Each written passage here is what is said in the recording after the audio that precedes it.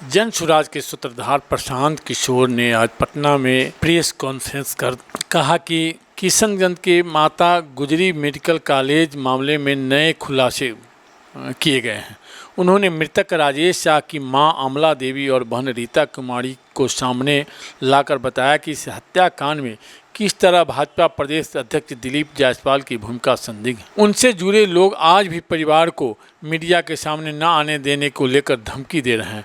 प्रशांत किशोर ने मामले में बड़ा खुलासा करते हुए बताया कि राजेश शाह हत्याकांड के वक्त किशनगंज की एसपी रहे आईपीएस अधिकारी एमआर नायक की पत्नी ने एमजीएम कॉलेज से ही ली थी। वहीं इस केस के जांच करने वाले पुलिस अधिकारी इसके दुबे रिटायर होने के बाद एमजीएम कॉलेज में ही चीफ सिक्योरिटी ऑफिसर बने। आगे सुनिए प्रशांत किशोर क्या बता रहे हैं। हम लोग के साथ पूरा प्रशासन है, अपनी ताकत है। दो महिलाएं जो अपना जीवन यापन किसी तरह चला रही हैं, आप समझिए 25 साल से ये लोग लड़ रहा है। कितनी हिम्मत इन्होंने की होगी तो आज यहाँ आए हैं। और आज ये देखिए बिहार की बात हो रही है, इस महिला की हिम्मत नहीं हो रही कि अपने चेहरे से नकाब हटाए। इतना भय है किस आदमी का, जो भाजपा का यहाँ का राज्य का अध्यक्ष है। ऐसे लग रहा है कि कोई क्रिमिनल सिंह की लड़ाई है। आप कह रहे हैं, हम लोग कह रहे हैं आप चेहरे से नकाब हटाइए, क्यों नहीं हटा रही हैं? इतना भय है उस व्यक्ति का कि अब जब ये जान रहे इनका पहचान तो रहा ही है, लेकिन एक मन में है कि अगर हम चेहरा छुपा के रहें, क्योंकि वहां इनको रहने भी इनका मुश्किल किया हुआ है।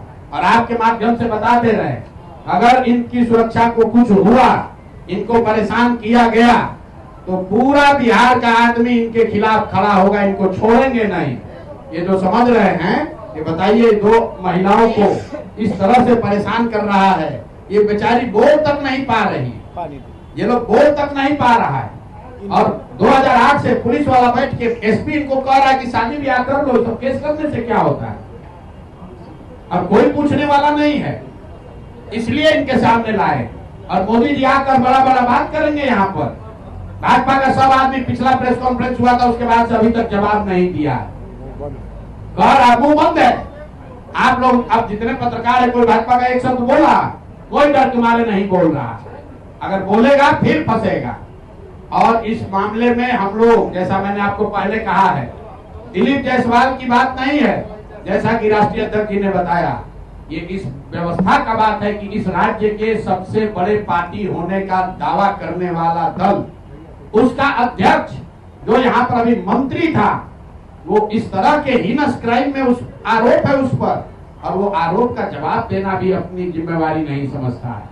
और इसके बाद अगली किस्त में जारी करेंगे कि बिहार के कौन कौन नेता और उनके बच्चे, उनके परिवारजन उसी मेडिकल कॉलेज से बिना टेस्ट दिए, बिना परीक्षा दिए मेडिकल का डिग्री लेकर निकले हैं। वो किस्त भी जारी होगी। दिलीप जायसवाल और भाजपा का ये चाल चरित्र चेहरा छुपने वाला नहीं है। जन सुराज इसको छुपने नहीं देगा। राजद वाले लोग एक जवाब नहीं दिया अभी तक। राजद वाला भी नहीं बोल रहा है। जब हमने आपको कहा, आप लोगों ने खुद वीडियो देखा, राबड़ी देवी हंस के कह रही हैं विधानसभा में कि दिलीप जायसवाल तो हमारे भाई हैं। विधानसभा के जो चेयर पे, अध्यक्ष के चेयर पे बैठे हैं, पूछे आपके भाई हैं? तो हाँ, हमारे तो भैया हैं। अरे भाई, तुम पूरा बिहार को कहते हो कि तुम भाजपा से लड़ रहे हो, और भाजपा का अध्यक्ष जिस पर इस तरह का संगीन आरोप है, उसको तुम अपना मुंहबोला भाई बनाए हुए हो। तो आप और जनता बिहार की देख ले कि राजद और भाजपा में कितना दोस्ताना संबंध है। आपको हमको लड़ाता है, हिंदू मुसलमान बनाता है, और आपस में मुंहबोले भाई बनकर सबको लूट रहा है। दिलीप जायसवाल के कॉलेज से दिलीप जायसवाल भी लूट रहे हैं, और उसमें राजद के लोग का भी नौकरी और लग रहा है। उनमें उनके बच्चे बिना एडमिशन टेस्ट के मेडिकल डॉक्टर भी बन रहे हैं, और कोई सवाल पूछने वाला नहीं है। आज का दिन मोदी जी आ रहे हैं, मोदी जी की टीम, भाजपा के लोग ये बताएं कि क्या ऐसे व्यक्ति के साथ मोदी जी मन साझा करेंगे, और अगर करेंगे तो इन दोनों महिलाओं को, आपने कहा है बेटी बचाओ बेटी पढ़ाओ, तो ये बेटी को कौन बचाएगा? रीता शाह को कौन बचाएगा? आप बताओ। जो यहाँ पिछड़ों की राजनीति करते हैं, ये पिछड़ा है कि अगड़ा है? बताओ बताओ कौन है ये? तुम कहते हो हम वंचित की लड़ाई करते हैं, हम गरीब की आवाज बनते हैं। ये कौन टाटा बिरला है? ये कौन अगले हैं? मेरे भाई तुम लोग किसी के नहीं हो, तुम लोग सिर्फ अपना और अपने बच्चों का हित देख रहे हो। समाज में ये महिलाएं उदाहरण के तौर पर खड़ी हुई हैं।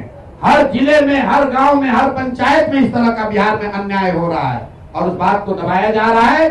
प्रेस कॉन्फ्रेंस के दौरान ही राजेश शाह की मां बहन फूट फूट कर रोने लगी और उन्होंने कहा कि दिलीप जायसवाल ने हमको बहुत परेशान किया है, आज हम आप लोगों के शरण में आ गए हैं, हमारे बच्चे को इंसाफ चाहिए। अब क्या कह रही है महिला, उसे भी सुनिए। दिलीप जायसवाल ने हमारे बच्चा को मार दिया, बेटा को, और उनको देखने तो हाथ नहीं दिया। कितनों समझ गए, कितनों गोर पकड़े, हमको देखने तलिक नहीं दिया। और हम आप माइक पकड़िए ना, आप माइक पकड़िए, आप बोलिए बोलिए माता जी बोलिए।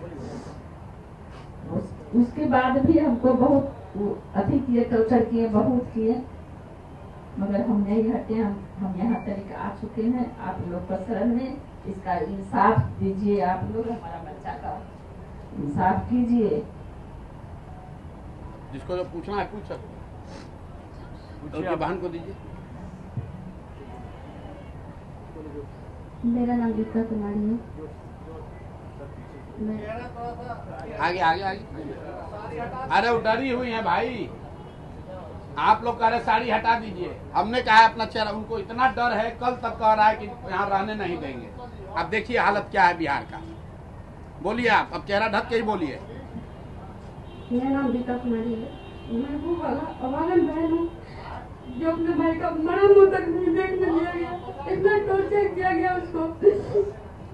बार बार एमजीएम के गेट पे जाते थे, बार बार भगा दिया जाता था, बेइज्जत किया था कि क्रिमिनल की बहन हो, क्रिमिनल की बहन हो बोल के।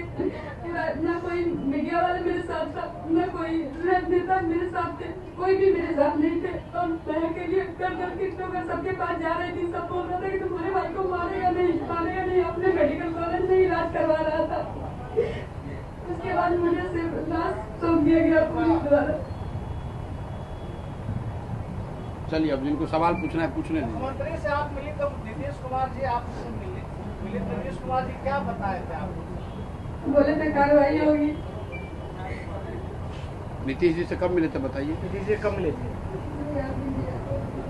कितना दिन पहले मिले थे आप मुख्यमंत्री? कितना दिन पहले मिले? 15 साल पहले मिले। 15 साल पहले एसपी साहब का घटना 2007 का 2007 की घटना है। 15/10/2007 एसपी साहब से मुलाकात हुई तो एसपी साहब ने क्या कहा था? जी, एसपी साहब मेहमान आए थे उस समय। जब उनके पास गए, 2-3-4 बार गए, बोले कि मेरा केस FIR दर्ज कर लीजिए, नहीं हो रहा। एप्लीकेशन लेके बार बार जा रहे थे, तो मेरे सामने ही 2-4 लोगों को मार के मुझे डराने की कोशिश कर रहे थे। और लेकिन मेरे अंदर जो कुछ हो रहा था वो हम आपको बता नहीं सकते। हम तो लड़की थे, लड़का होते तो शायद उसी समय दिल्ली जेल को मार दिया होते, लेकिन हम मजबूर थे, मेरे साथ कोई नहीं था।